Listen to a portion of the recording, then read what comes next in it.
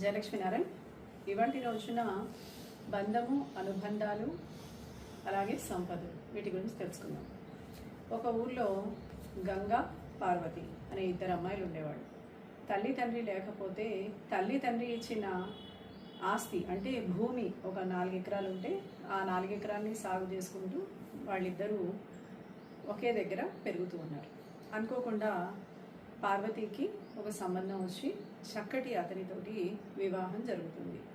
గంగ చాలా చిన్నపిల్ల అయితే ఈ గంగని పెంచుతూ 4 ఎకరాలని సాగు చేస్తూ వీళ్ళు నెమ్మదిగా కుటుంబాన్ని వృద్ధి చేసుకుంటూ వస్తున్నారు. చక్కగా సంపదలు, తినడానికి కావాల్సినంత ఆహారము అన్నీ బాగున్నాయి. తర్వాత గంగకి యుక్త వయసు రాగానే గంగకి వివాహం చేయాల్సిన సమయం ఆసన్నమైంది. అప్పుడు గంగకి భీమయ్య అనే ఒక వ్యక్తిని చూసి వివాహం చేశారు. అతను కూడా ఒక వ్యాపారస్తుడు కాబట్టి బాగా ధనాన్ని ఆశిస్తే వీరి దగ్గర ధనమేమి లేకపోవడం వల్ల ఉన్న 4 ఎకరాలు గంగకే రాసిచ్చేసేసి వాళ్ళిద్దరినీ చక్కగా పెళ్లి చేసి పంపించారు.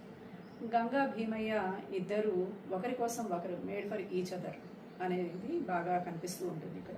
వీరిద్దరు ఒకరి కోసం ఒకరు ఉన్నట్టుగా ఒకరి ఆలోచనలు బాగా పనిచేసే విధంగా, అంటే నా బుర్రలో ఏదన్నా వస్తే నా భార్య బుర్రలోకి తన నోట్లో ఇంచే వస్తుంది అనే విధంగా వాళ్ళిద్దరూ కలిసి మెలిసి సుఖంగా ఉండేవాళ్ళు.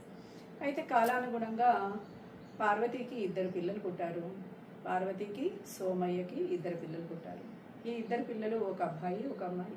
వీళ్ళని పెంచుకుంటూ ఉన్నారు వీళ్ళు. అయితే కాలానుగుణంగా వీళ్ళ అబ్బాయి అయిన రాముడికి చక్కగా చదువు అబ్బింది. చదువు అవ్వడమే కాకుండా ఉన్నత విద్య కోసం బయటికి వెళ్లాల్సిన పరిస్థితి వచ్చింది.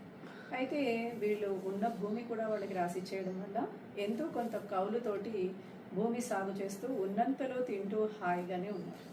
కానీ పై చదువులు చదివించడానికి వీరి దగ్గర కావాల్సినంత ధనము లేకపోవడం వల్ల వీరు వీరిని అప్పు సహాయం కోసం లేదా ధన సహాయం కోసం అడగడం మొదలుపెట్టారు.